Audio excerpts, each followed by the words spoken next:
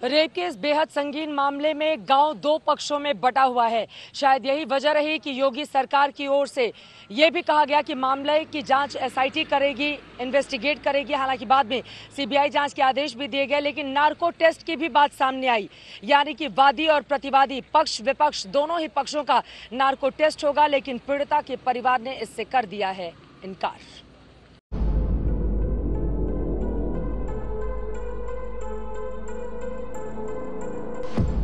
इस गांव का जर्रा जर्रा आज इंसाफ की मांग कर रहा है और प्रशासन कह रहा है कि इस इंसाफ के लिए जरूरी है कि जिस बेटी को मार डाला गया उसके घर वालों का नार्को टेस्ट हो। और अब घर वाले कह रहे हैं कि क्यों होगा उनका नार्को टेस्ट।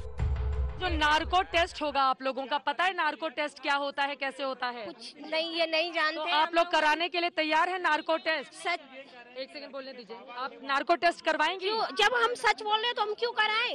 ये उन लोगों का कराया जाए जो जिन लोगों ने हम लोगों पे झूठ बोल रहे हैं, उन लोगों का कराया जाए। नार्को टेस्ट करवाएंगे जिसमें सच और झूठ पकड़ा जाता है? नहीं। आप नहीं करवाएंगी?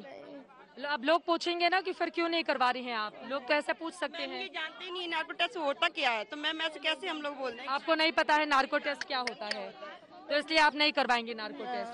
अभी डीएम पे कार्रवाई नहीं हुई है।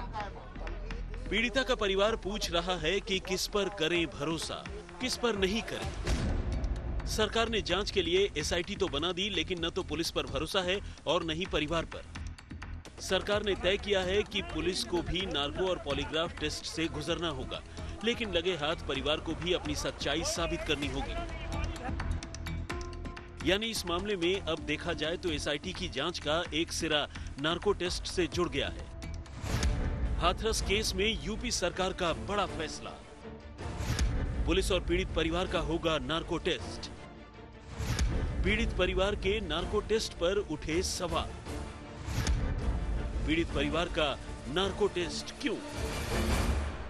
हिंदू रीति रिवाज से हम लोग इसको लगाते हैं। ये सवाल इसलिए उठ रहा है कि आमतौर पर सच सामने लाने के लिए अपराधियों का नार्को टेस्ट होता है, लेकिन यहाँ निशाने पर पीड़ित परिवार भी है।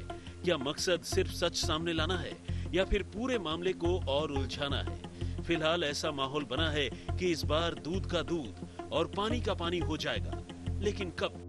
इसमें जिस तरह का टेस्ट नार्को टेस्ट करने की बात है, पूछताछ की बात है, उससे ये दिखाने की, ये जानने की कोशिश है कि क्या वाकई इस पूरे मसले में जिस तरह के आरोप पुलिस पर लग रहे हैं उसी तरह की बातें सच हैं या फिर इसमें कुछ और है। इसी के चलते पीड़ित परिवार का भी होना है, क्योंकि लगातार पुलिस के अधिकारी कह रहे हैं और हमारे जो सूत्र बता रहे हैं वो ये कि पीड़ित परिवार कहीं ना कहीं कुछ छुपा रहा है, ऐसा शक है पुलिस को, और इसीलिए पुलिस उनका भी नार्को टेस्ट करना चाहती है, जिससे कि पता चल सके जो बोल रहे हैं वो सच बोल रहे हैं। क्या वो अधिकारी जिन्होंने क्रिमिनेशन किया वो लोग सच बोल रहे हैं, ये भी जानने की कोशिश होगी। जिस एसआईटी जांच के नाम पर गुरुवार से ही हाथरस के इस गांव में माहौल बनाया गया, उस गांव में शुक्रवार को पुलिस की ऐसी घेरेबंदी कर दी गई कि कोई अंदर जा ही नहीं सका।